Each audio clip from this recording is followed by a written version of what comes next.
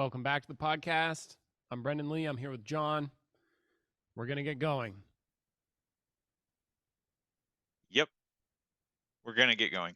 We're going to get It's going. going to happen. Okay. We were just talking a little bit of preamble because the last couple of episodes, or we have been going into some political stuff, and John and I's conversations seem contrary to one another. However, John just pointed out that we are pulling data or information from different data sets, and I don't like the political conversations in the sense that there's something off about it. And I think for me, what's off about it is I am not as well informed as I could be. And I'm not either. And John was pointing out that if we were, because I see this in my friends who argue about politics. They're married, right? And I think they are also politically different, but they agree on a lot of core shit. So at the end of the day, they are in agreement. Like, they love each other, they're with each other, but the way they come at it, they're like both talking about the same thing from different viewpoints. And it's like, but you actually agree. And John is pointing out something similar. It's like, if we actually drew from the same data and were informed, we would likely come up with similar conclusions because I know our values are aligned with one another. So like, we wouldn't, yeah. Do you ever meet people that you think their values are really different? Like, if you had the same data set, you'd actually come up with very different conclusions because the values are different? Yeah, I don't hang out with them. Those are people I don't hang out with, you know? Yeah. So we probably tend to, hang together with people that have similar values, because if they don't, we tend not to get along. Yeah. That's how that tends to work. So we might do more episodes in the future where we look into things, because I keep having gripes about stuff, but like we gotta do some goddamn research. We gotta, like, if we're looking for what's true, we gotta go for what's true here. And if we don't know what's true, we, one, got to acknowledge that, and then two, acknowledge whether I'm gonna not be lazy about it and get off my ass and go look. Well, lazy, and also, priorities. Yeah, or like John was saying, life. Yeah. Happens. So what's the most important thing to you at any given moment, or over the course of a week or a month? Yeah. And it's another thing. But again, the money. I think the fucking thing is the money. Like, where. And we both agree on that. Like, we both think that if we could follow, like, who stands to gain, who stands to benefit, and how are they benefiting? What are their motivations? And where's the goddamn money? Where's the money? Where does it move? How does it move? And to whom? And or gifts. And or blackmail. I bet there's a lot of blackmail going on out there. Yeah. We're not reporting on that. We should report on that shit. Then we'd understand why people are doing what they're doing, I think. So are we going to table politics for right now as best we can, and move on to That's other... what I'm thinking. Well, yeah. What were you thinking? I was thinking about talking about victim mentality today, because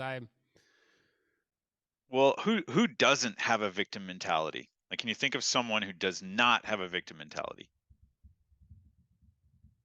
You and I. Oh, I disagree. I think sometimes I have a victim mentality. I try not to. I'm like, you fucker. But I engage.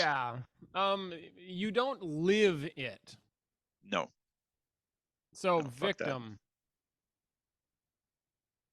You see, now let's start with the definition, just for fun, because the definition is not looking aligned with this mentality. The distinction we make when we have victim, a person harmed, injured, or killed as a result of a crime, accident, or other event or action.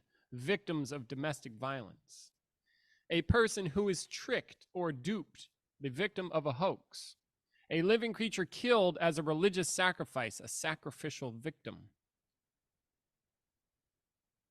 Phrases: fall victim to, be hurt, killed, damaged, or destroyed by. Many streams have fallen victim to the recent drought. What does it mean to be a victim? Someone or something that has been hurt, damaged, or killed, or has suffered either because of the actions of someone or something else, or because of illness or chance.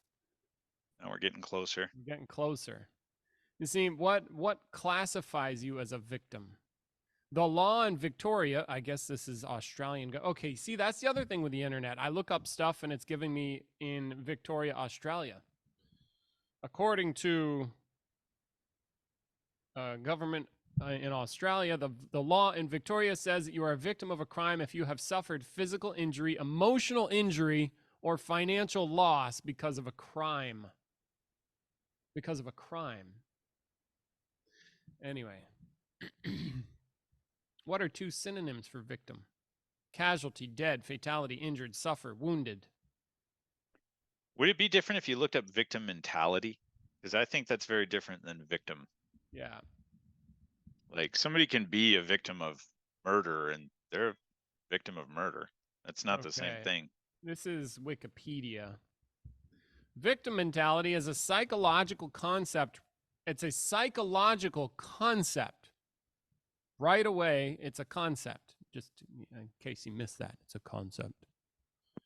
It's a psychological concept referring to a mindset in which a person or group of people tends to recognize or consider themselves a victim of the negative actions of others.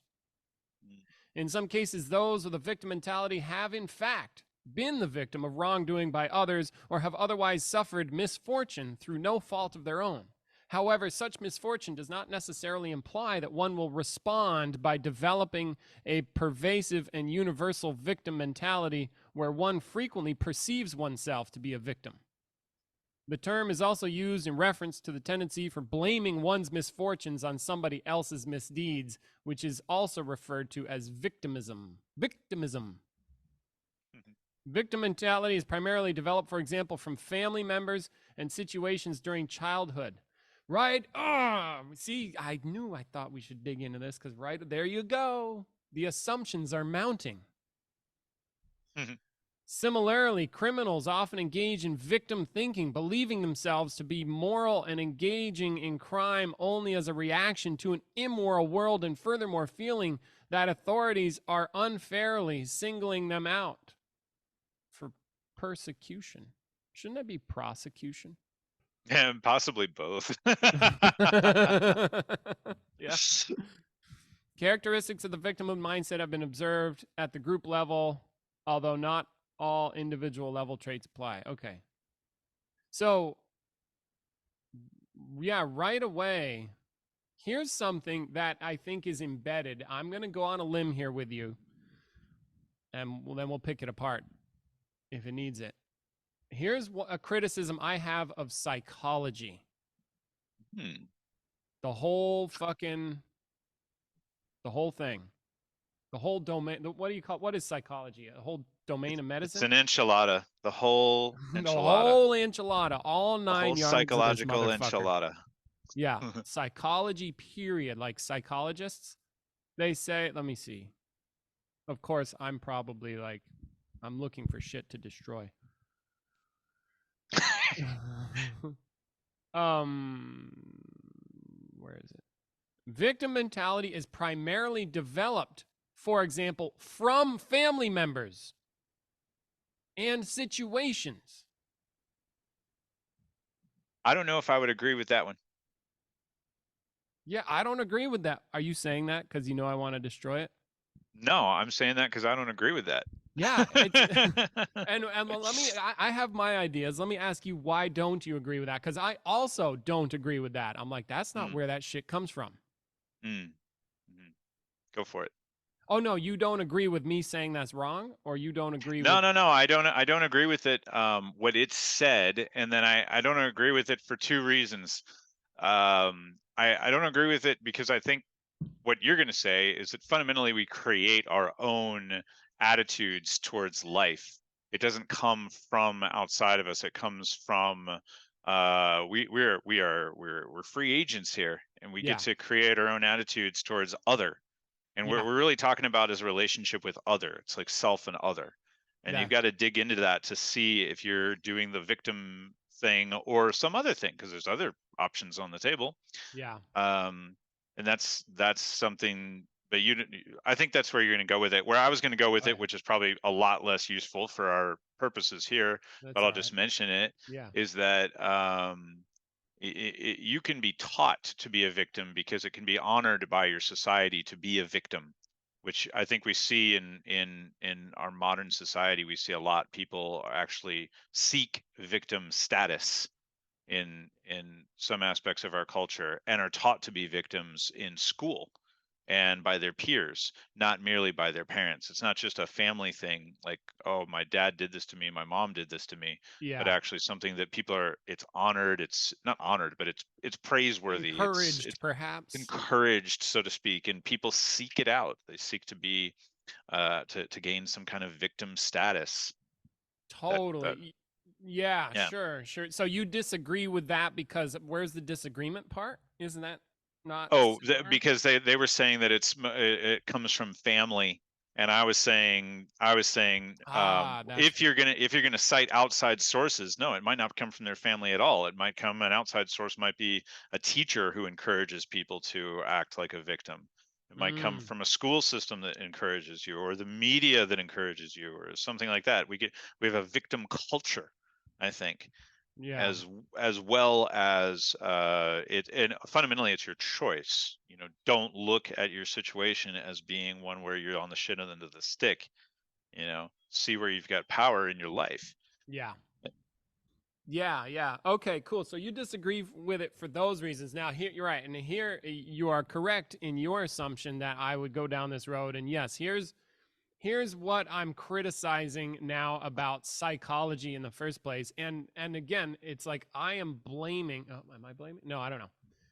If you look at that and we say, well, it happens during childhood.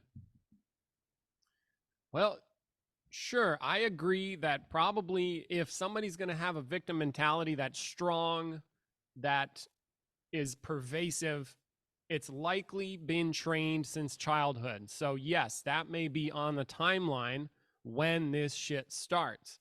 However, what I'm not too clearly upset about with psychology is that psychology seems to have set up in their ways of thinking an assumption that there is a causal relationship. Oh boy, yeah, I see. I can hear the psychological thinking be like, "What? You're gonna say that there's no causal relationship between the shit that goes on out there and the shit that happens in here?" Clearly, there's a cause, and then you could even say like there is a very strong urge. Like if I'm in an environment of everybody's a victim, and within that social structure, that victimhood is praised, I will likely feel a very strong drive to move in that direction. I'm not denying the drive and I'm not denying the strength. If you ever stick somebody in a group of people and if that group of people thinks a certain way and you don't, that's dangerous. Could even be physically dangerous. So you're going to be very driven. But that doesn't mean you have to do that. It just means you're going to be driven. There's a strong drive. Anyway, that's an aside. The thing that's bothering me about the psychology is they don't acknowledge the reality of how the mind gets created. There's a missing part. There's what I perceive, there's what happens, and then there's what generates what I perceive and how I relate to it. There's like a third thing in a sense. Like, for example, you can have, you have two people in a room and something happens. This person relates to it one way, this person relates to it a different way. That means that it's not caused by the thing. There's a third thing. Yeah. And I Nature, don't think nurture, and choice. Yeah, there's like you can actually do shit about shit. And it's you, and it's not deterministic, like determined. It's like, yeah, I can decide to relate to this thing this way or that way. And I don't think in like just going back to this thing here regarding victim, is primarily developed from family. They say it's from your family, as if the victimness comes from your family. No, it comes from how you relate to your family. Right? When Peter gives the advice, what creates how you relate to stuff? That's amazing. Well, when sometimes people ask Peter a question, "Were you?" and they'll say, "How can I stop doing this? How can I stop doing that?" And the classic answer is, "Well, stop doing that." Yeah. And that's like, cut it out. Put the ball in your court right away. First of all, just put the ball in your court. You're in charge. You have a choice in the matter. You're not a victim. Make it so. Yeah. Like, be the one. Yeah. And go with that route. Very first thing, do that. Yeah. And then come back to me and tell me what happens. Yeah. Yeah. So then and because there's what people think is true in the matter, and then there's how it actually happens. That victim stuff is something you're doing. It's an action. It's a relating. It is something that you are doing. It is not something that is done to you. That's more victimhood, right? So, like, even in this psychological definition in Wikipedia, I am hearing an assumption that is like it comes from family, as if I don't have a fucking choice, which is victim mentality in Wikipedia. So what would you say to people who would say that free will and choice don't really exist, that those things are actually illusions? Oh, because a lot of people will say it's your culture, it's your environment. Some people will say, you're just born with it, it's genetic. Born with what?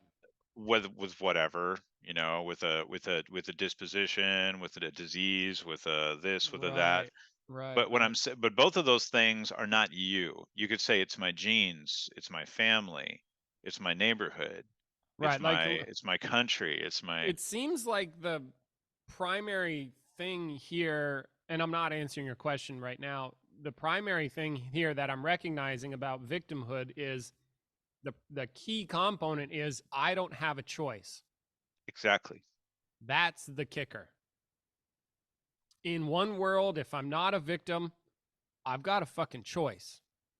In another world, in the victim world, I don't have a choice. So, what's your question there? What do you say to people who say the choice is not an option? It's not on the table. It's an illusion. There's no free will. Are we leaving the victim mentality and going? No, because because like I don't have a choice. I can't. Yeah, because that's what I'm saying. Is like some people who have a victim mentality are going to say, "What free will? What choice?" Right. Well, this is all I got.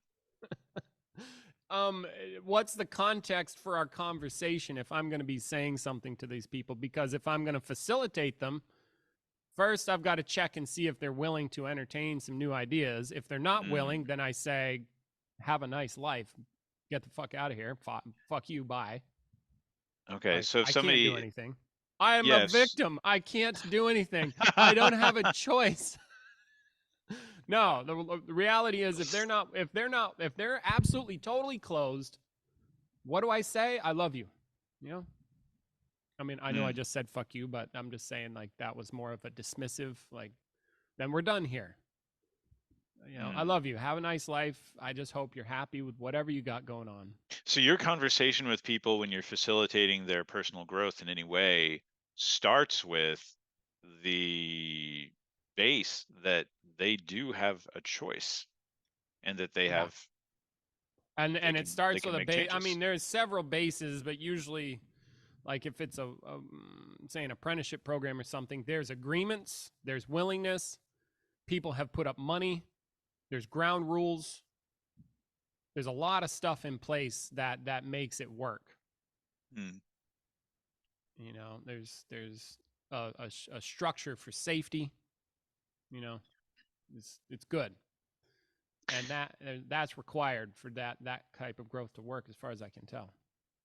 Why is victim mentality important for you to talk about it? What is it about that that makes you make that face and those noises? Yeah, because I'm like, I want war on that. And I guess underneath my that the weird part is I just probably I don't want that for people. It looks like it sucks. They don't have power. They're living a shitty life and they're complaining about it and not doing anything about it because it's out of their control. And I don't want to be around that. Which I don't have to be around that, but I don't know why I care. It's more like, because underneath it is a caring. I'm like, my God, you could live that life and then die. I'm like, that just seems painful, tragic. It's totally reactive. There's no growth. There's no. And why do I care about that? Why do you care about that? I don't know. It's just a good way to go. But why? Sounds like something's intrinsically good. Yeah. About living a free life. Yeah, like I mean, having choice and agency. Yeah, having choice. It's like power. It's like personal. I can do stuff. That's what I want for others, and perhaps I want that for myself in ways in the areas that I don't have it. I'm like, man, I wish I was more powerful, more, on top of my shit, or more blah blah blah, X, Y, and Z. It's just like it's a better way, and it feels better. When I look at people who are entrenched in a victim mentality, I just like I want to go to war. And usually when people are in a victim mentality, as far as I can tell, or looks to me, when I go to war on their victimhood, they think I'm attacking them. And I'm not. I'm like, I'm attacking your thinking. Your whole fucking world is like skewed. And I'm like, let's go. What are the payoffs for being a victim? What do you get? What does somebody get out of not having agency? Yeah, good question. Safety, security, things. What do you mean safety and security? They're victims. That sounds safe. You're getting taken advantage of. It's not in my control. I don't have to do anything to maintain. I'm just like, I'm protected in a sense that like nothing's I don't know why I said safety. Safety from responsibility? Yeah. I don't have to be responsible. I don't have to do any work because it's already done for me. I don't have to risk anything. Because what is that? Because I don't live that world. It's weird. Everybody's against me. I don't have any choice. I get to be right. I get to be right. Yeah, that's probably the main one. That's probably a main one. And if I'm in a victim culture, then I get to be a part of the culture. I get to go with the flow. I'm safe in that sense too. Yeah. That's think kind of secondary. More the rightness. Like I get to be right. See, I knew it. They did it. I can't help it. It's them. See, and then because I was with a person and we were hanging out, and it's like they want me to join in their thinking. Like, like, can't you see that it's them or this, or this person's railing against, I'm a millennial and the government promised this and they just fucked us. And I'm like, oh my God, you're such a victim. Yeah, you can. So it's like, let's see, payoff. But what's the cost of being a victim? What's the cost? Yeah. No openness. Yeah. No responsibility. No control of your own life. No adventure. No adventure. No adventure? Yeah, no adventure. Try being a victim and having an adventure. Go have a good time, like a you know, one where you're risking stuff and you're going for something really Yeah, no cool, risk. and you don't know if it's going to work out the way you wanted it, but you're going to give it your all, and like, especially you're with someone else and you're sharing an adventure, like that's cool. That all happens with agency. Like you're going against the grain somehow. Maybe you're whitewater rafting, you know, like try whitewater rafting on some dangerous rapids when you're a victim. It might be Yeah, well, difficult. when you're a victim, it'd You be won't like, get oh in the my boat. God, the water crashed over and I had a bad time because the water came in. It was the water's Yeah. fault or something like that. Why didn't they build a bigger boat? They should have designed this better. No one told me. Oh, what a yeah, that being closed off. Also, Mm, probably there's a cost of we would say here like vitality, like where's the aliveness? mm, I probably don't. It's like life is totally out of my hands. Like I can't do anything. I can't do anything. mm-hmm. I can't. Like a huge I can't. Man, what a way to live. Yeah. Yeah. And then even Do, worse, the shit's reinforcing because this is where mind gets really tricky. Because if I'm a victim, I will perceive reality from as if the lens of the victim. And so like you put three people in, you put two people, you put a victim in a room and you put a non-victim in a room, what I'm saying, victim mentality, where their whole mind, their whole fucking reality is that something happens, the victim will relate to it very differently than the non-victim in this case, the agency person or the person with responsibility. See, like there's and I think some people who do entrepreneurship, or at least like this guy Alex Hormozy I listen to, it's like they've had to overcome that and they get off it. Or like I've had to been taught a bit. Hey, no, that attitude sucks. Yeah, but I can't do anything about it. No, you actually can. And been like, what, beaten out of me or whatever. And then you go, "Oh my God. Yeah, I was totally stuck in this mindset."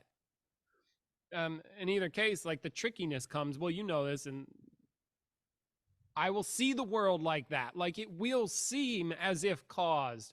And it's like evidence, it's right there. I can see it. mm, Whereas if I'm not in a victim mentality, looking at somebody who's in that, I can see that they're seeing the world that way. And I see that they can't see it. They don't know. And like, yeah, that's mind blowing. Like I was also listening to another Tim Ferriss podcast, and he was interviewing a woman who was like a CEO, and she brought Stripe, I believe, from like 600 or 300 employees or 600 employees to like 8,000 or something like that. Like she saw it through a mm, lot of growth. And she says in the corporate world, and I've also heard evidence of this, of there's like two types of what she called victim mentality, but I'm not sure. One is the victim, and then there's the flip side of the victim, where it's like, I'm the best. mm. And it's like, I'm the best, everything's the best, and they don't see that they suck.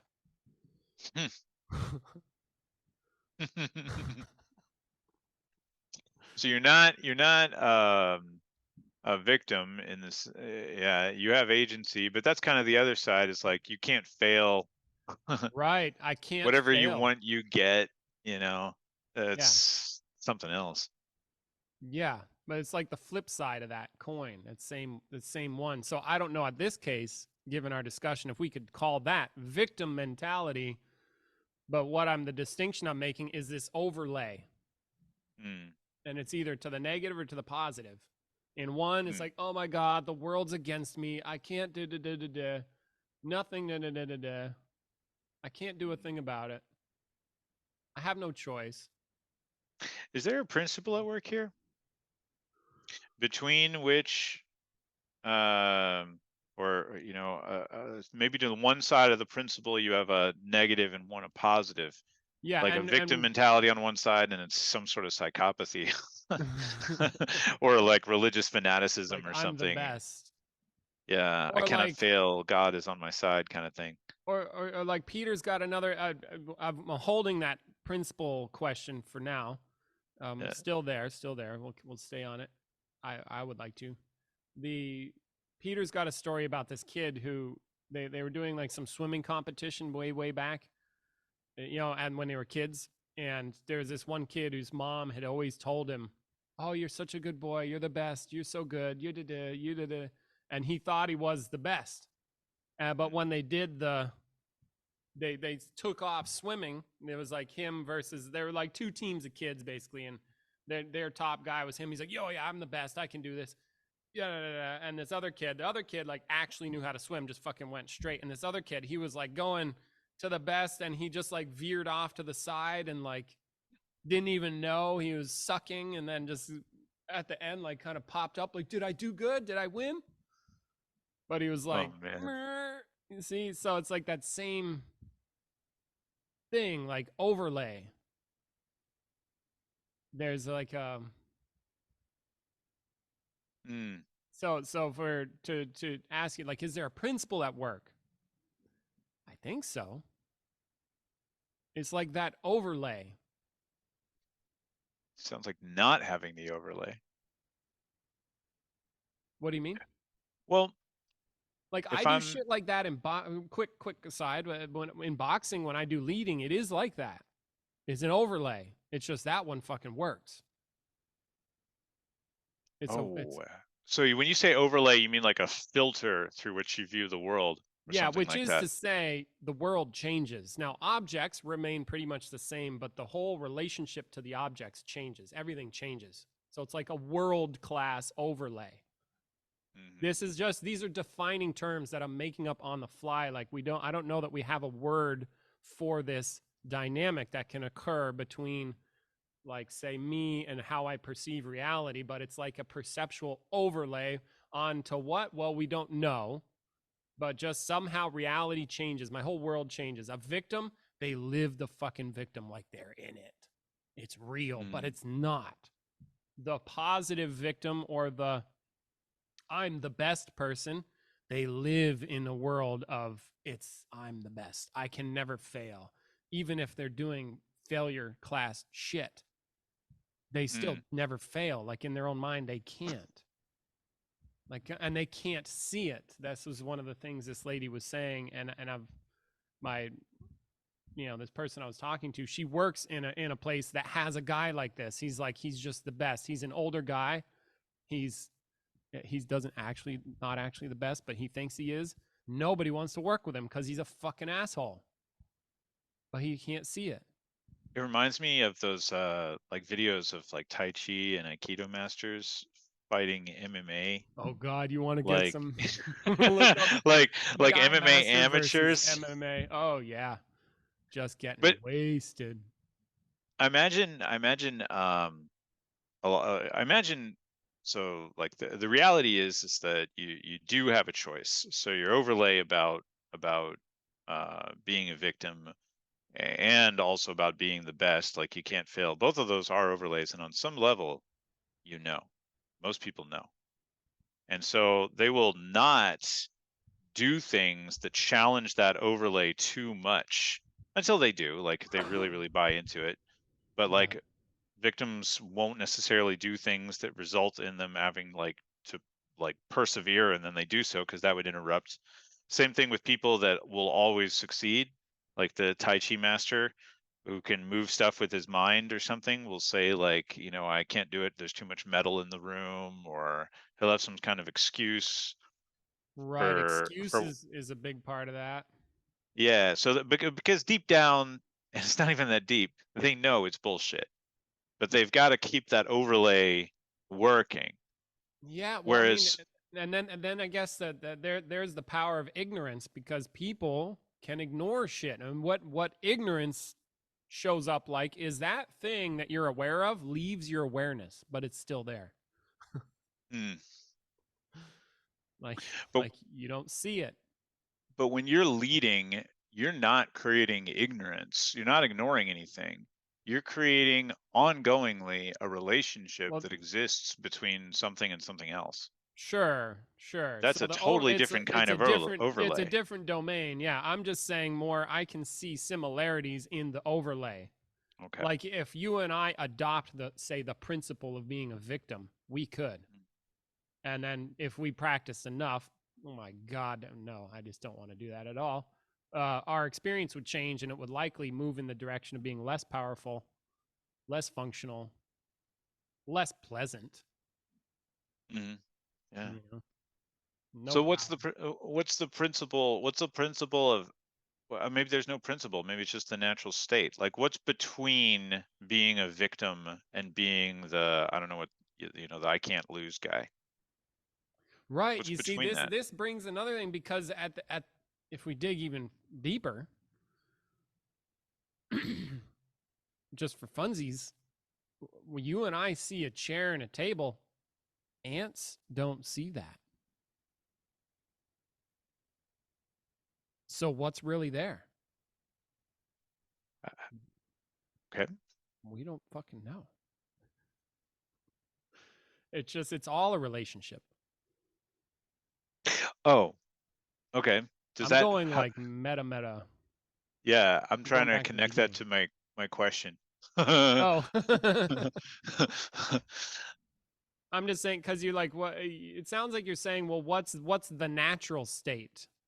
Well, maybe it is a natural state, maybe it's not. I have my own paradigm about that, but I'm putting it down. I'm just suggesting, you said like, here's the flip side, you know, being a victim. Here's the other flip side, being, the positive victim, so to speak. Yeah. What is not that? What does it look like when somebody is not being a victim and they're not being Mr. Positive, I can't fail, whatever that is. Oh, I think it's just a world without that. I don't do that. I am here. I can do stuff. Now I may have thoughts that are like, oh, I can't control it. I don't know if I can do it, like the doubt or the stuff, but I don't relate to that like I don't have a choice. I might have the same thoughts like, Joe Rogan calls it your inner bitch. And I see it in myself like, yeah, but I have stuff I got to do, and inside of me there's like this, oh, but I don't, like, I'm whining about it or it's uncomfortable and then blah blah blah, and I'd rather just be sitting down being lazy, and or whatever.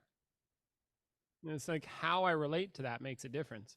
But that doesn't really answer your question, like what's the state that is in between that or not that. It's just not being a victim, like deciding not to live that way. I remember Peter saying there's a fundamental relationship that exists between self and other, and this makes a lot of sense to me. And you can look at other, and when I say other, I mean other, like the fundamental other, Okay. Like the existence as, of other. yeah, the existence of other, Yeah. as for me, not for me, or against me. Yeah, it's like for me, allows for me, or not for me. Okay, there you. Positive, negative, neutral. Okay, yeah, for Ish. me, allows for me, or yeah, positive, negative, neutral. Positive is like, other is basically pro me, Yeah. and one possibility of other is basically it's definitely not for me. It's wants to eat me or something. Yeah. And then there's also one that's just like, well, I don't care. Like, you can exist. Yeah. And I think the I'm wondering if victim mentality is a fundamental, like, closed offness, because you're just closed off to the idea that other is for you.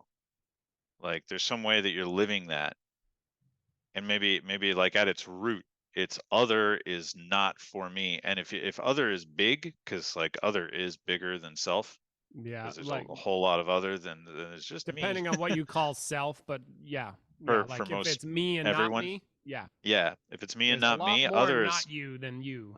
exactly. So you look at other as God, essentially. And you may not put that word on it, that's not what I mean, but Like it all is powerful or some such. all powerful, yeah, all powerful and way bigger than me. And so if you fundamentally look at that as not, not for you, then and you're being the victim, there's something Or like to me there's something there. maybe, yeah. Or like I can't do anything about it. Like as I think about Nelson Mandela, he got locked up and he didn't go down that road, the Mhm. victim road. See, Yeah. it's like, yeah, because like, yeah, but I can't control it. I'm like, yes, there are certain things you cannot control. But maybe he has a relationship with other that's much more profound than his external circumstances. Maybe he has a relationship with self and other that's much more deep than whether or not he's locked up in a prison. Yeah, maybe by hook or by crook. I don't know. Like, however, people find their way to discovering that they can create that world, Hmm. you know, I don't have to live like a victim. Yes, I Hmm. got locked up. Anybody would say, of course, you're justified in your anger towards your oppressors, because they locked him up or whatever.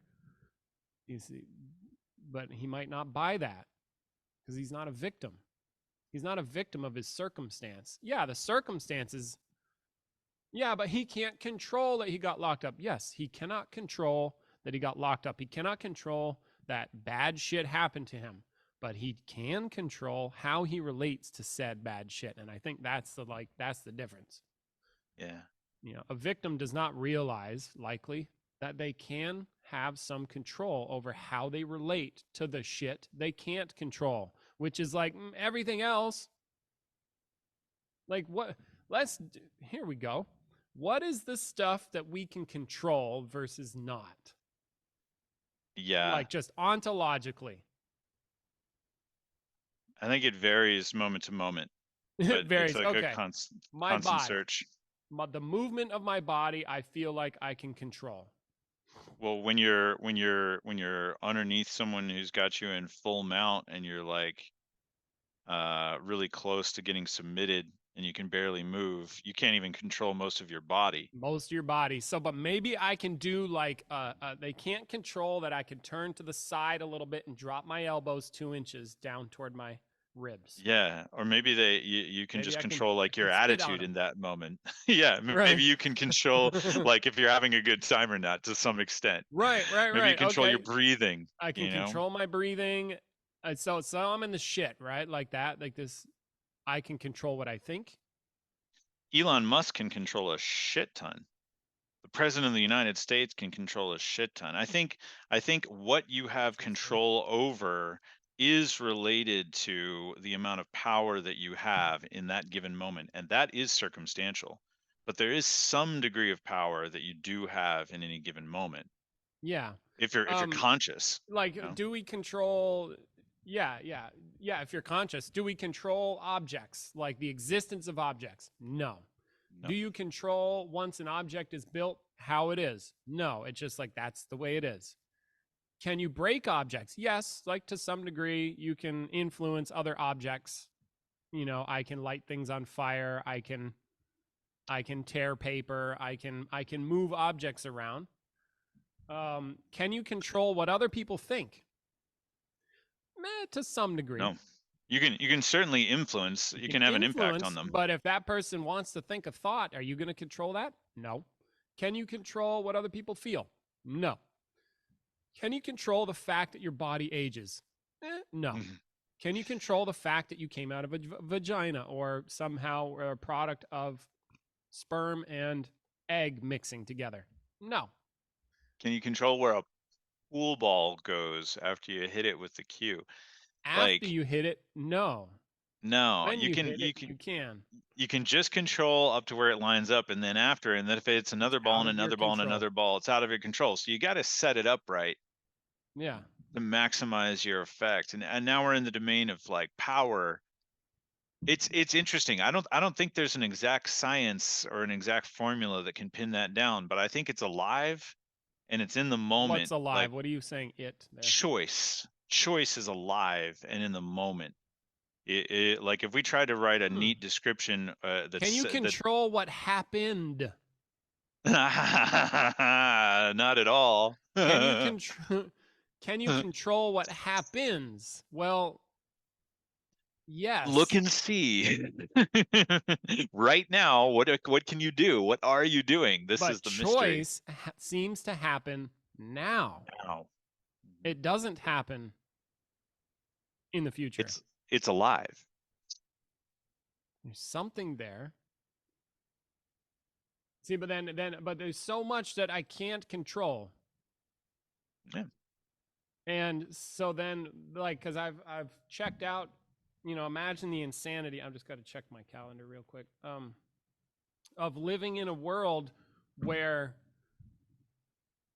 let's say, you worry about the thoughts of others all the time, but you can't control that. So why are we worrying? That's insane. So I think, I mean, that's just an aside. That's insane. That is batshit fucking crazy. I do it. And it's insane. What about what others feel? You can't control that. Why do I give a shit about what others think of me so much? I mean, I would say I'm freed up by and large from a lot of that. Like, but still, I see it. What a life. Fuck, that's nuts. Man. Okay, anyway, quick aside there. Wow.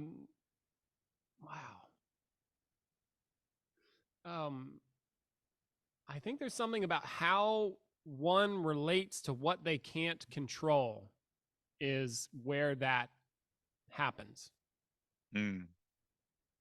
Like what you can't control is other. Yeah. I mean, like, yes, to some degree I can influence, but really, like, honestly, how much influence do I really have?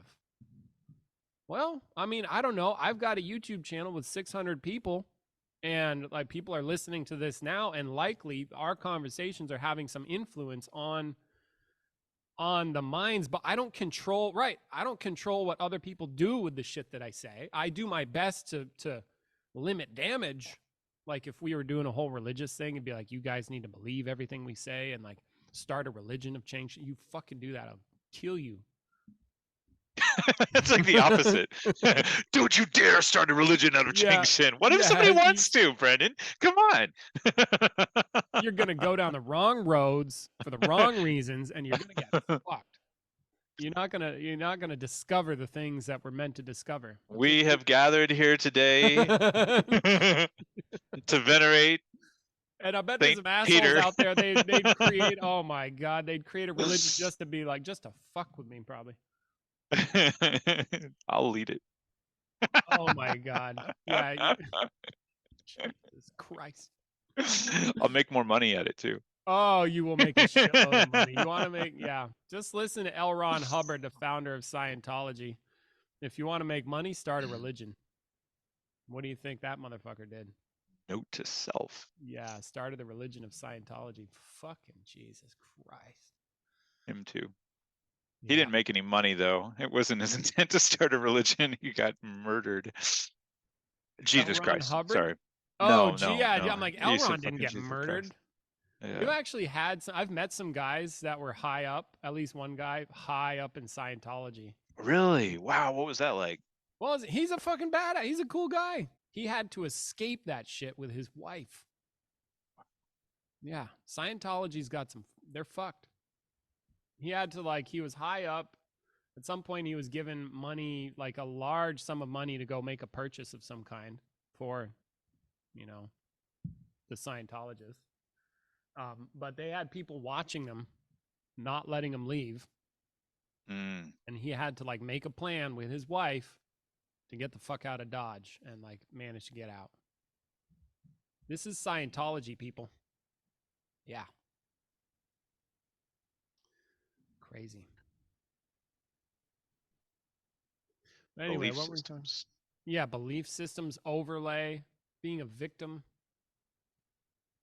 Yeah, I think we got down to that kind of question and we're kind of dancing around, which feels to me like I'm I'm happy getting to certain places and being like, yep, that feels about right. And there's no real perfect answer because you just can't capture it in words. And to me, where Well, I choice think really lives seems like one of those places.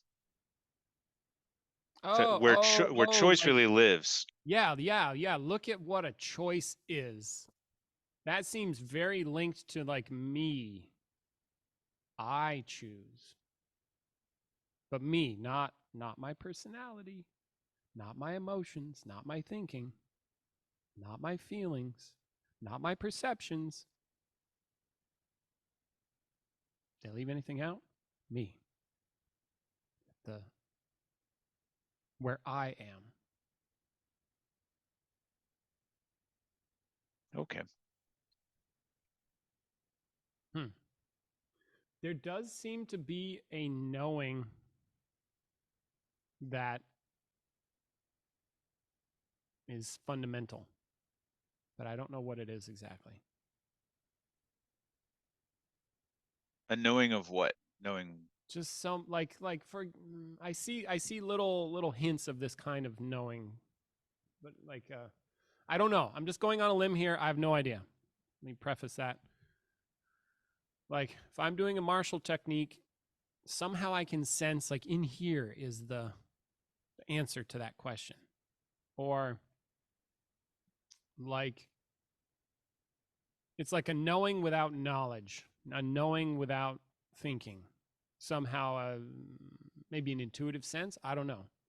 Or like there's a guy who does these improv piano pieces, and I heard the story from Peter. Apparently he'll get up on a stage and he'll improv a whole piano piece. He doesn't bring music to this performance, and he talked about one day like how that happens, and he says, yeah, it's a weird thing because I can't control when this inspiration comes. Like he has to sort of do it, but he can't control the inspiration of the music, and yet at 6 o'clock on a Friday night, it has to happen.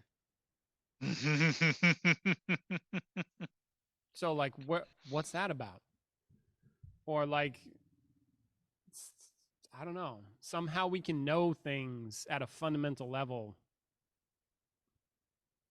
Like somehow I can make a choice. That's all I'm saying. I'm making up some shit about this or drawing some connections or just investigating. I'm doing a curiosity thing, okay, but I'm not saying this is the way it is. I'm just looking into it.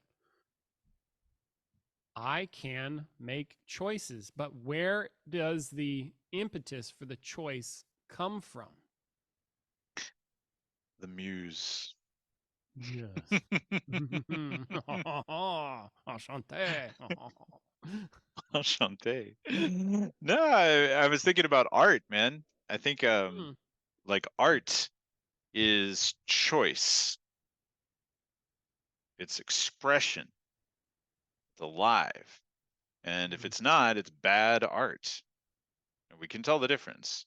Of Yeah. course, it's better if I don't somebody's know been if I practicing can at it tell for the a long difference, but time. I hear different No, things. yeah, you can. Yeah, you can. Yeah, you can. You listen to some stand-up comedy that's good and listen to some stand-up comedy that's shit. Yeah. And that's art. I Like can the tell guy the with the difference with martial arts. yeah, of course. And the guy with the guy who's doing the piano, he's doing an improv thing. But a lot of people do improv things. Musicians do improv things. Fighters do improv The things. whole thing's improv. Comedians do improv stuff. Yeah. And you watch them, and you can tell when they're good and they're alive. One Yeah. of the things is they're really alive, and they're making choices on the fly, but they're not totally in control. Yeah, there is like a surrender, perhaps a surrender component. And that's why I said the muse, because the muse is outside of you, but it's definitely an outside of you that's like talking to you, and it's talking to Yeah, you you, and listen to there's this there's a external. relationship there, Yeah. and it's not an imposition, but it's like surrender or calling or something. That's where creativity, and not to sound too artsy fartsy, but Oh, I'm down. that's that's where it happens. That's where beauty comes from. That's where inspiration comes from. That's where choices really come from, I think. Yeah. But I don't want to name it because I don't know what the fuck to name it. Call it the Yeah, and I muse. think maybe it's better we leave something like that unnamed because then Yeah, it would solidify into a known thing. And we're not talking about known domain, perhaps. Yeah, that's interesting. Or like, you know, when I do martial arts, it's like I've been taught by a Peter, of course, like surrender to the principles, and that's how that happens. Or if I'm going to be effective in life, I have to surrender to effectiveness. I can't do what I want. I have to do what effectiveness demands. Mm. See, or like even a victim, they have surrendered to the almighty God of victimhood. And guess what their results are? Shitty life. What a shitty life to live. But they, you know, ultimately, you know, we could do whatever. We could be victims or not. We could live many different ways. And then maybe about that overlay thing,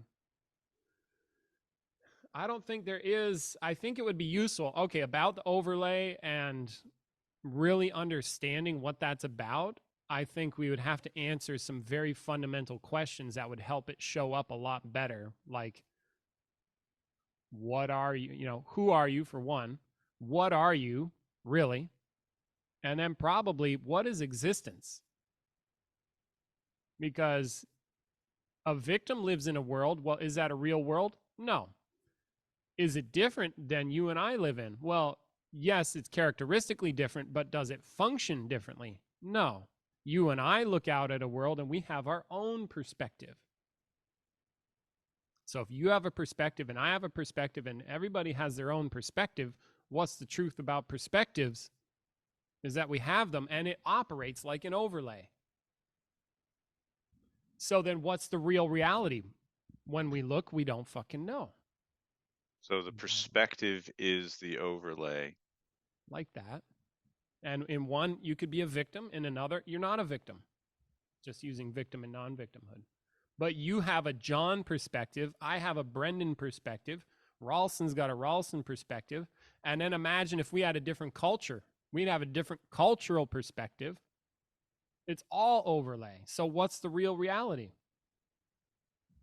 There's even a scientific perspective that tries to get at the real reality, but still, at the end of the day, they don't know what a lot of shit is. Like electricity, for example.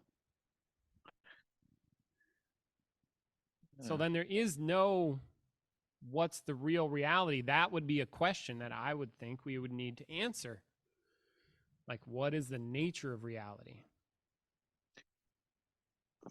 I think like a hunch is useful. If it's a useful hunch. Well, yeah, if it's a useful hunch, because you can have a hunch, which is really kind of like a no. It's kind of like a refusal. It's like a no. I'm a victim. No. What's a hunch? So to me, a hunch is like a suspicion, like or it could be like a hope. Could be like it could be like a willingness or a dare or a sense of adventure. It might even go so far as faith, but maybe that's pushing it. But like the F word. But wait, a hunch, isn't that like just a guess? No, it's more than a guess. A guess is like a gut feeling about something. Yeah, I'm gonna say I like the word hunch. I just want to leave it with hunch for a second. But I want to clarify if you have a what hunch means. But anyway, go ahead. No, hold on. Let's leave it slightly vague, and we'll see if we can clarify it after. If you have a hunch that there's the technique is in here. Yeah, there you go. Somewhere in there, the magic is in here. It's in there somewhere. It's in there somewhere. If you have a hunch that, you know what, I don't really know how it works, but I don't know how the music has got to play, but somehow it's gonna play at 6. I can't make it happen, but it's going to. There's this hunch that, you know what, I don't know how to line it all up exactly right. I'm not in charge of that. I just know I have to play my part wherever that is, and then the universe or God or the other, whatever, like actually is working with me on this, or like I can work with God, or there's some sort of hunch like, oh, that's where the music is, that's where the magic is, that's where the technique is. It's that hunch, and that is some kind of relationship between self and other. It's like It's like, yeah, God is for me, or other is for me, but not really. But yeah, if I get into the groove, if I get into the thing with, other, that is like the principle, when you're doing following, like you're better at this than me, man. When I followed really well or done a principle well, when I call well, it feels like stepping into a room. It feels like stepping into a bigger world. Yeah. Feels like stepping out of myself to some extent and into something bigger than me. Yeah. And to me, that feels like more open, more real, more true. Now it might just be like a sliver of more open, more real, more true. Mm. But yet it's bigger than the little self-victim world that I do all fucking day long. Yeah. Because I do have those thoughts all the time. And yeah, that's my hunch, is that there is a I don't know what you call it, but it's like a yes, a willingness, some kind of trust in the muse, in the principle, in God, Yeah. in this thing, this other that's beyond just me. Yeah. Just me, like a small introverted self, Yeah, and totally self-referencing one that in here thought, somewhere. that the way I'm talking sounds like, religious speak, but I don't know what else to say. At some point you've got to just be like, hey, Yeah, I that's think, beautiful there. That's magical, or that's yeah. choice there. There's something mysterious there. There's something powerful there. Yeah, we could recognize those qualities in that. Like, it's bigger than me. I feel more alive when I align with that. I am bigger as a self. My self does not just this internal one, but it's like the space around me or more. So then, of course, I will feel bigger, feel alive. And we can recognize that. And then, oh, this is how I access that. It's out of my control, kind of, but it's also in my control. And we can recognize and understand It's that's like how it out of my functions. control, but I got to do my part. I have to stay involved. I got to do it. Yeah. Yeah. And we can recognize that's how that works. And recognize how we can, as if, control that, even though it's the means by which that control is accessed seems to be through more of a surrender, less of a willful act, even though I have to do it. I just had a thought. Yeah. In an art form like Shin or improv comedy or music, maybe somebody could do that pretty well or really well, and maybe that's why they're a master. But what about just doing that all the time? What do you mean? Like, I don't know, is it possible to, yeah, I know what you're going to say. Go ahead and do it and tell me about it. No, but I just like, feel, why don't we do that all the time? Like, it's such a good yeah, experience. Why don't we it's do so that much all the time? better. It's so much better. Why not be alive all the time? Why Be in not? touch all the time. Yeah. Be connecting with the muse all the time. Be inspired. Have choice. Because Be there's in more alignment with the going principle. on. There's more going on than that. We're aligned with other stuff too. Evil.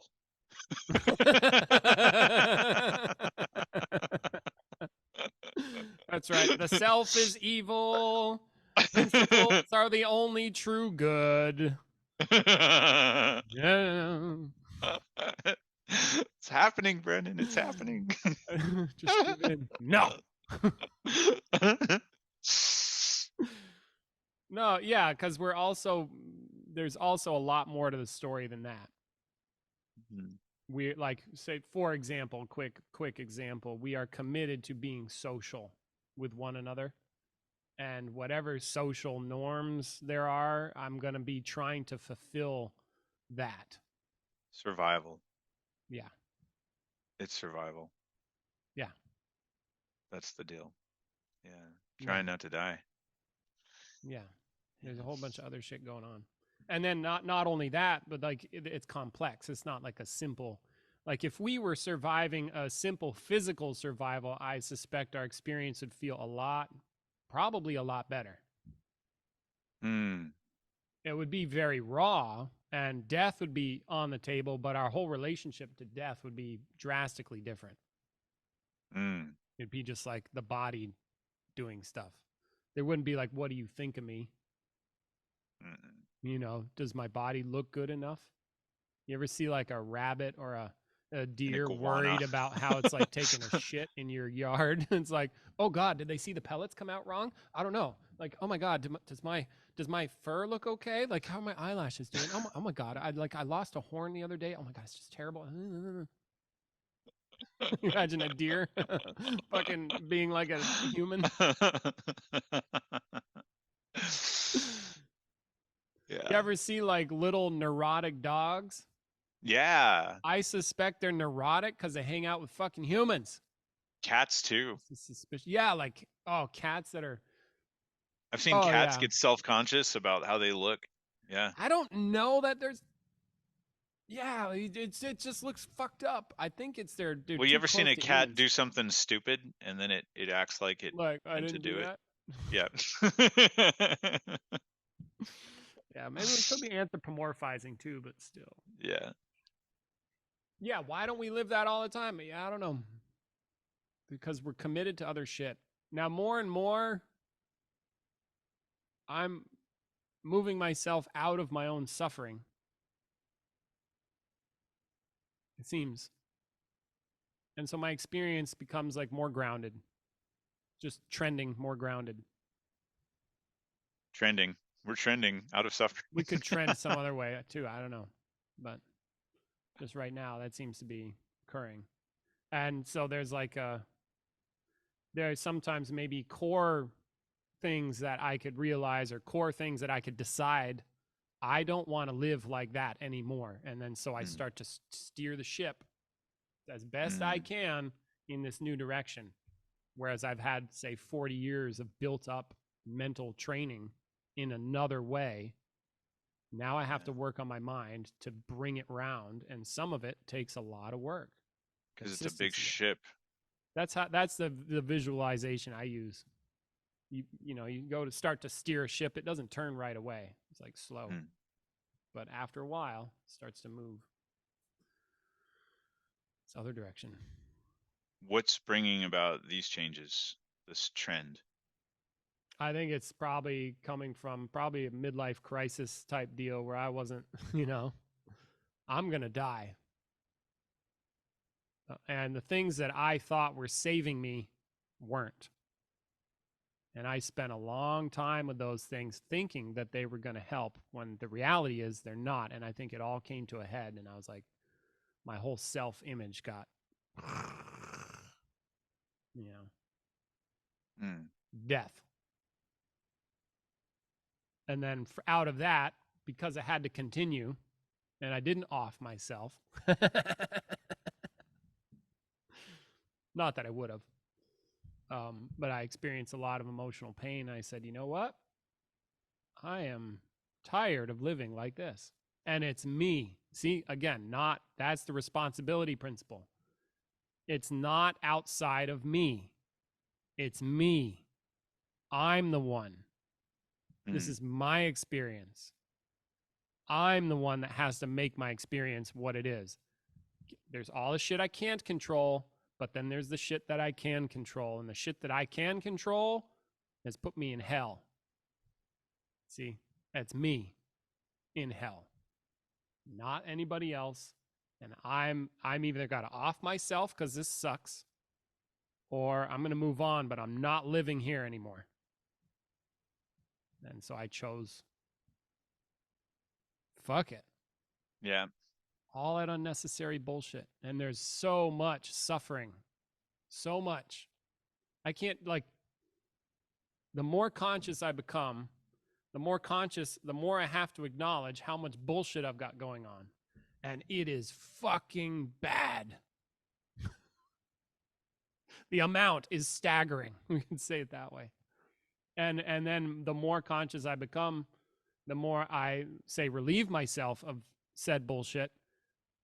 It seems to me there's a correlation. The more I can start to see others, and then they got shit going on, and then even worse, I can see they can't see it.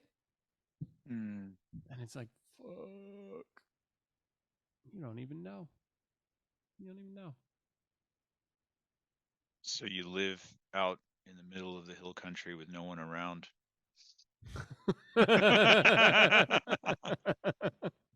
Yeah, he always says, yeah, you're living out in the desert. How's the desert going?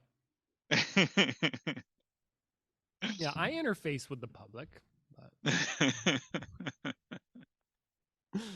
Hashtag hermit life. Hashtag, what do you call that? Who are those people that are always like snooty about music? They're always the first one there.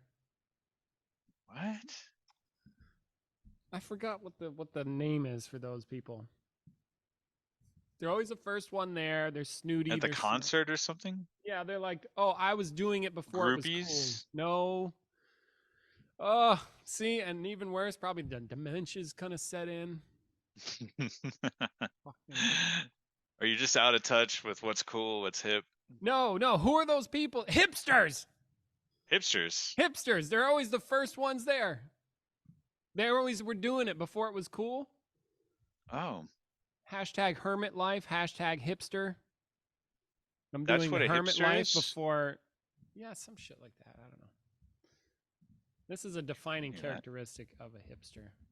Yeah, let's get to the existential essence of what a hipster is. A person who follows the latest trends in fashions in clothing and lifestyle, especially those regarded as being outside the cultural mainstream. That's what it is. Except you put a bunch of hipsters in a room and they're all the fucking same. But they're all unique. And outside of the mainstream, but they're the same. They're uniquely the same. They're uniquely the same. Yeah, I don't know. All right. Cool, man. We good? Well, I rarely tell dad jokes. Yeah. But when I do, he usually laughs. I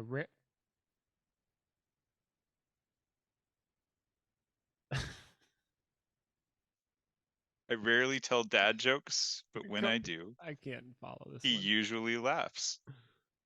That's not funny to me at all. The humor is in that I'm like, oh my god. That's what I'm bewildered by. You're gonna have to cut this part out. I rarely tell dad jokes, but when I do, he usually laughs. I get it. Oh, but it's beyond not funny. It's just not even funny. Oh, because you're telling dad jokes. There we go. The humor is there are these things called dad jokes, but I'm actually telling my dad jokes. Yeah. For those of you that can't follow. Who can't follow that or didn't follow, not can't. We're not victims here. Not victims here. Yeah. You just chose not to. Maybe you ignored that you had a choice. Yeah. Just like you are ignoring that this joke is funny. Thanks for watching the podcast. Tune in later. Comments. Come do a workshop. Did you hear that? Yeah. Yeah. Come do a workshop. They're incredibly powerful. They fucking kick ass. They do. They actually do kick ass. That's the thing. You see, and lately I've been struggling with, or I don't passionately sell the workshops, but literally. And I think maybe it's like I've got something going on where I don't give a fuck what people do, or I don't want to feel burdened by other people. And so I feel like I just want to release people from me. I'm like, get away from me, stay away from me. But the truth is, so I don't sell the workshops the way they're meant to be sold. The truth is they kick fucking ass. They are incredibly powerful. They will blow your fucking mind. I have had my mind blown like so many times. They are the shit, like literally the shit. And the way I sell it, I'm like, I don't fucking care about you. Go away. Do you see that? Yeah. Like my own personality is getting in the way. But like the truth of the matter regarding this consciousness work is it's fucking top level, mind-blowing shit. And I just don't care enough to sell because I'm a lazy fuck. Well, I think you didn't see that. I mean, you saw that it was powerful, but you didn't see that you were underselling it. I didn't see that you were underselling it because I do that shit too. Yeah. But like, the truth is fucking amazing. But what's your favorite? What is your favorite workshop? My favorite one? Well, I mean, they're all good. I think my favorite one is, well, I don't know if I should say this because it doesn't. Yeah. What is your favorite one? For me, personally, I like the Insight and Enlightenment Workshop because it's a combination and it's going for the what's absolutely true. That's its direction. So I'm sort of biased in that direction. Now there's other shit that's ultimately freeing that is very relative that I really like too, but just for me personally, it's a deep dive into what's absolutely true, coupled with the other half of the workshop is just contemplations that will fuck your mind up. And I like that. I'm like, good, because the mind is the thing that's in the way. So here, chew on that for a while, and the mind is like trying to short, and it just can't do that. And then so it sort of breaks things down, opens things up, and then it's like, good, now contemplate. And it's like, boom, boom, and it fucking, yeah, it works. It works. You like the method? Yeah. Yeah. How many times have you done that one? Well, I don't know. Several. As a participant or as a That's the thing. I instructor? Facilitate it. So I think maybe when you're asking, that's my sort of my favorite one to facilitate. Maybe also because I'm lazy, because that one I can read shit and then it's CCE's the other half of the time. Shit. But like, let's see. Yeah. So I can't answer like as a participant. Yeah, that would be my favorite. Like, I like that. I also really like to participate in, although it sucks, the contemplation intensives because they're fucking brutal. But I grasp things because I go in these different, like, I've the major understandings that I have about stuff, I think, come about through doing contemplation intensives. That's not the purpose of a contemplation intensive, but that's where I find the most interesting shit. Because I'm not doing anything else, and my mind is staying on one thing, but that's where like other discoveries really occur, it seems like, because I'm in this pressure situation. They suck the worst to do because it's so much work and it's rigorous and it's disciplined and it's like, they're not fucking around. It's not comfortable, but I like it the best. Huh. That's just me, though.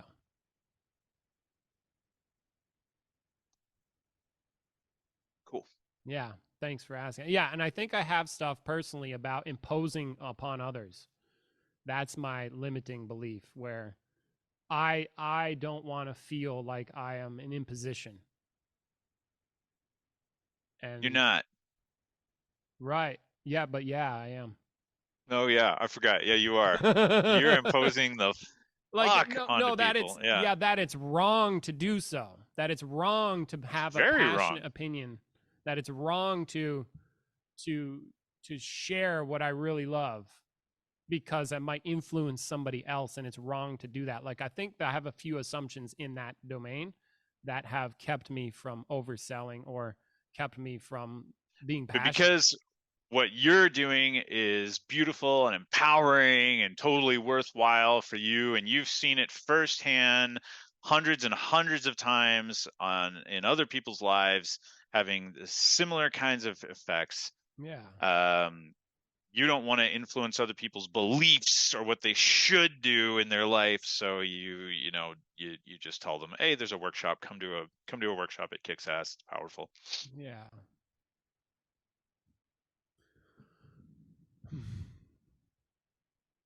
Okay.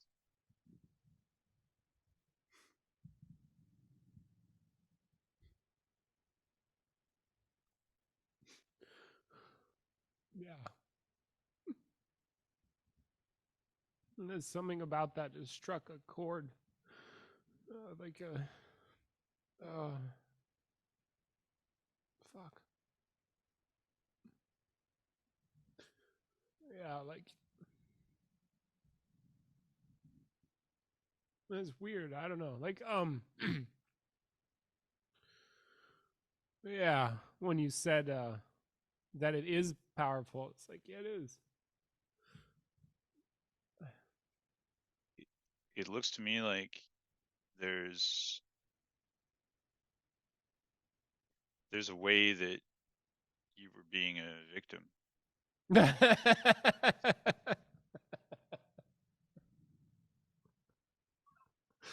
How so?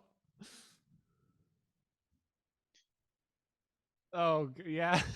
Underselling it.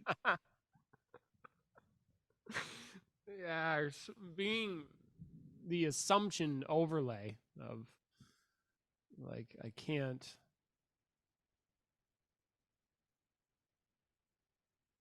Yeah, weird. I'm not allowed to be passionate about it. No, there's more. There's more. Yeah. Like holding back. Because, like, the truth is, the work is fucking amazing. Like, that is the truth. Why does that make me sad? Like, I want nothing. There's nothing more worthwhile. Like, what? I could get the cars. I could get laid. I could, get all the money? But then there's no understanding of anything. There's no realization. There's nothing even fulfilling about that shit. Because that's not how fulfillment even works. And like the work that I do is that. It goes to the heart of shit. And for some reason, I keep ignoring that. I don't know. I'm like, what? Like for real, it does that. I don't know anything else on the goddamn earth that does what we do like that. I don't either. And I don't, and then the way I talk about it is casual, but if I was being real about it, I'd be screaming it. Being like, oh my God, there's shit you can discover that would blow your fucking mind and your world would change. And then you'd know real shit about being happy and fulfilled and having power and being free. It's just that the direction that you have to take doesn't go the way you would think to get there. So, which makes it challenging.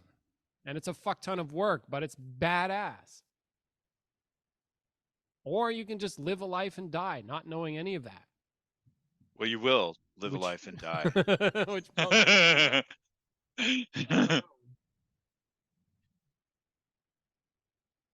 I really, really, really appreciate you saying everything you just said and sharing what you just shared. Thanks. Yeah, and I might just post all of it and see what the fuck happens. Like, here, take a look. When you said screaming, like you should be screaming it, I think of all the times I've heard you scream. Which has been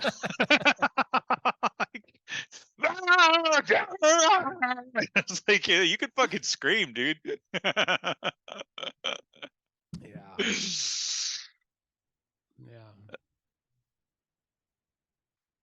Cool. Well, thank you. I'll tune in later. Would you tell a bunch of people about this work and put a bunch of shit in the comments and fucking come to a goddamn workshop, would you? Shit. Let's go. I'm tired of this stuff being small. Okay? So come on. Get off your ass. Let's go. Amen. We'll make something big. All right, love you. Bye.